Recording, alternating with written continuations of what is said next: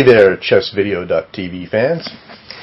I'm going to bring you another game today. This is between Ulf Andersson and Michael Basman. This is from the Hastings tournament, 1974. And this is an epic encounter between two of the most mismatched players in chess history, probably. Ulf Andersson, he reached number 4, I believe, in the world. And he was considered one of the hardest players in the world to beat. Michael Basman was the master of bizarre openings. Very creative player. And Ray Keane said he could have easily been a grandmaster had he not been so in love with his bizarre and unsound openings. You know, the St. George, the creepy crawly, the Borg, the Grub. Ray Keane said that he had an extremely fine strategical grasp of the game. And actually we'll see some evidence of that in this game.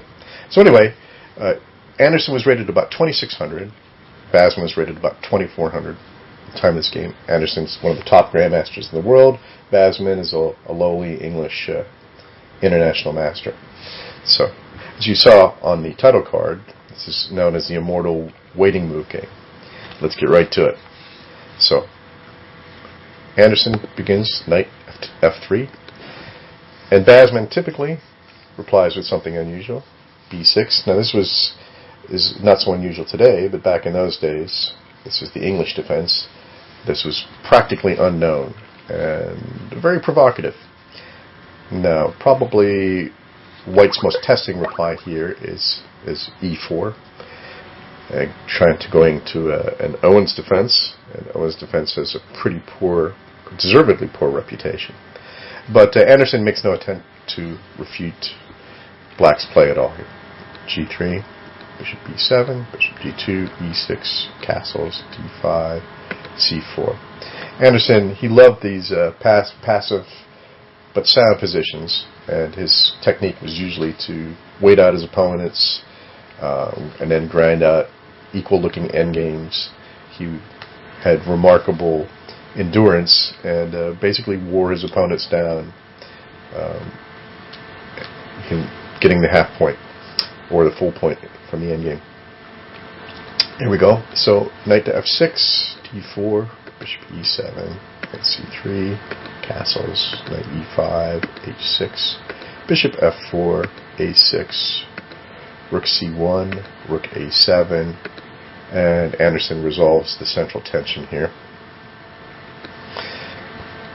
Queen to b3, and we can say that, you know, White has an advantage in this position, maybe a little greater than the advantage afforded by the first move, but it certainly doesn't have an overwhelming position.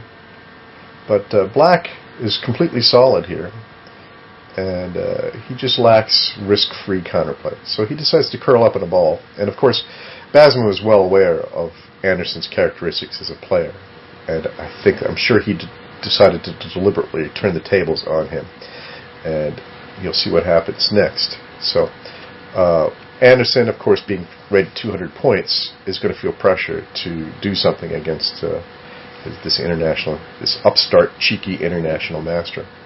So bishop to a8. This represents the first of 12 waiting moves that Basman affects. He's just waiting for Andersson to come at him, waiting for the attack, and seeing what he's going to do. Now, this is what always was usually Andersson's strategy. So, psychologically, this is a real kick in the groin. So, continuing on, rook fd1, king to h7. Black is going to sacrifice 12 tempi to allow White to do whatever he wants. h3, king to g8, king to h2. He'll use waiting moves, king to h7. I mean, this is basically giving White the finger in a way, I would think. Like, okay, dude, bring it on.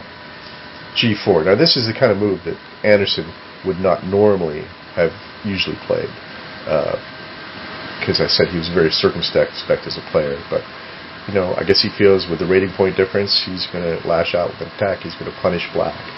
So, Black's strategy is working him. So, still, the position is roughly the same as it was. White is a little bit better, but Black is fine.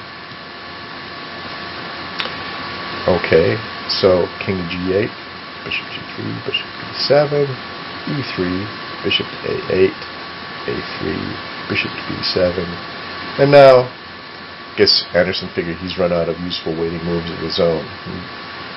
He initiates a pawn storm here. Okay, bishop to a8. What could you say about black's moves? Rook to d2, queen to d6, f5. Now these pawns look threatening, but black is utterly solid. And you can only imagine Ulf Andersson's frustration. So he's goaded into making this unsuccessful attack. Queen to d8, bishop to f4, bishop to b7, rook to g1. Okay, so let's take a look at the position after white's 12th move here. Look at the black position. Okay, this is after black's 12th, white's 12th move. And we'll go to the current move, which is move 24. Black's position has not changed whatsoever. But you can see the difference in white's position. He's coming forward with the pawns. Okay, c6. This is a move that actually Rybka had been calling for the last 10 moves. But Rybka actually has no problem with any of black's move in this entire game, although he does suggest a few alternatives later on. But black plays more or less perfect, solid chess. Bishop to f3, knight to h7, rook to c1, bishop to d6. This is a flexible move. You can shore up b6 or challenge e5, knight to a4, and now the bishop goes back. So Basman was anticipating Andersson's moves here. King to g3. Okay, king is supporting the pawn advance, but it's leaving a vacuum behind. Knight to f6, preparing to exchange the well-posted knight on e5, h4, knight f to d7. This is a very good exchange from Basman's point of view, and it's more or less forced. So, knight takes d7, knight d7, and now Rybka gives equality to black. In fact, white's position deteriorates with practically every move from this point. This exchange, along with the eminent exchange of the dark squared bishops, is going to turn the tide for black. Black is gradually able to organize an effective counterattack. Rook e2. We see white on the defensive a little bit for the first time in the game. Rook e8. King h3. Bishop takes f4. E takes f4. Rook e2. I guess Andersson allowed this exchange, thinking any exchanges would head him closer to the endgame, but it was not to be. Bishop takes e2, now queen e7, gaining a tempo on the bishop, and gaining the e-file here. Black's position is still solid, but now he has the e-file. His rook is sort of out of play, but he gets back in the game soon enough. Bishop to f3, b5, knight c5, and then black plays another good move here, bishop c8. It's a multi-purpose move. I'm sure it's quite obvious, but it aims at the king. And of course, he's avoiding capture from the knight, and it frees up the rook. Queen to d3. Rybka criticized this move, saying that perhaps the knight should have been better. Instead of queen to d3, it should have been knight to d3, going to e5, plugging up this e-file. This e-file becomes a problem for white. Queen to d3, h5. And now black is weakening the diagonal, leading to the white king. Now, what would you play here as white? Okay, well, hopefully you would have played perhaps g5, and keeping white's king position safer anyway. Or perhaps even knight takes d7, h takes g4, bishop takes g4, bishop takes d7. White is still holding on, although you can see his position is not as good as it once was. Perhaps the best move here, as I said, was g5, but Andersson made a mistake. I guess he wanted to open the g file for a possible attack that he still dreamed of. So he played g takes h5. This is not good. Queen to f6, and now king to g3 is perhaps another error. It's played in the game. He should have perhaps, instead of king to g3, you should have probably played knight takes d7, rook takes d7, rook to g1, rook to e7, rook to g5. And that would certainly have been much better than what happened. But anyway, he played king to g3, and these small errors begin to add up. Knight takes c5 from black, very good move. This wins a pawn. Rook takes c5, bishop takes f5. Well, actually, he regains the pawn that he lost on h5. So Basman had seen all this, obviously. Queen to c3, bishop d7, queen to d3, rook to a8, rook to c1, rook to e8. Now, black is really close to winning due to white's airy king position and black's control of the e-file. Queen to c3, c5 was played. Rybka actually preferred a5 in this position, but this move is still okay. Now, what would you play as white? You have two recaptures here. One is correct and one is not. Alright, if you chose queen to c5, you're just like Ulf Andersson, and you will lose the game. You had to play d takes c5.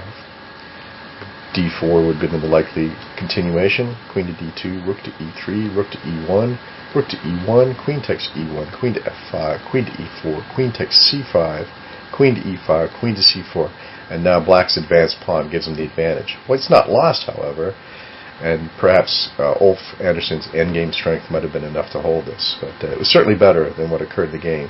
So he played queen to c5 instead, and now see if you can find a good move for black. Shouldn't be too difficult. The winning move is queen to f5, and this represents a rather fatal incursion into the white position. If white had played rook to h1, keeping him out of h3, in this position, this would have probably resulted. Rook to h1, rook to e3, king to g2, rook takes f3, exclam, king takes f3, queen to e4, check, king to f2, queen takes h1, queen to e7, queen to h2 check, and white is lost. Instead, he played queen takes d5, and so let's go back here. After queen f5, he plays, instead of rook to h1, he plays queen takes d5, queen h3, king to f2, queen to h2, bishop to g2. Well, he could have also played king to f1 here. Let's look at king to f1. It's all bad. Bishop h3, bishop g2, queen f4, king to g1, queen c1, and mate is going to happen very quickly. Instead of king to f1, after queen h2 check, he played bishop to g2, queen takes f4, bishop to f3, bishop to g4, rook to c3, queen to h2, bishop to g2, queen takes h4. Well, he could have also played rook to e2 check to Rybka believes this is more efficient. Certainly looks good. Let's see. Sorry, I lost the position here. So after queen h4, king to g1, rook to e1, bishop to f1, and now bishop to h3, and Ulf Andersson resigned. Surely a humiliating defeat. The likely scenario would have been bishop h3, rook takes h3, queen takes h3, queen to a8 check, king to h7, queen to e4 check. Or he could have, instead of queen to e4 check, he could have played queen to g2, queen takes h5, queen to f2, rook d1, queen g2, queen g6, queen takes g6, king takes g6, and this is utterly lost. Going back, queen to e4 instead. After king h7, queen to e4, rook takes e4, bishop takes h3, rook takes d4. And this ending is again, utterly lost. Black, for one thing, is threatening rook to h4, and either the bishop or the h-pawn will fall. Okay, well, it's a fantastic game. We're taught to never waste time in chess, but here Basman showed that you can sacrifice 12 tempi and still beat one of the top players in the world. So So this was the Immortal waiting move game, and I hope you enjoyed this. I'll try to find some more unusual games, probably some more Basman games at some point. Some of his games are actually quite good. And that's it. Thanks very much.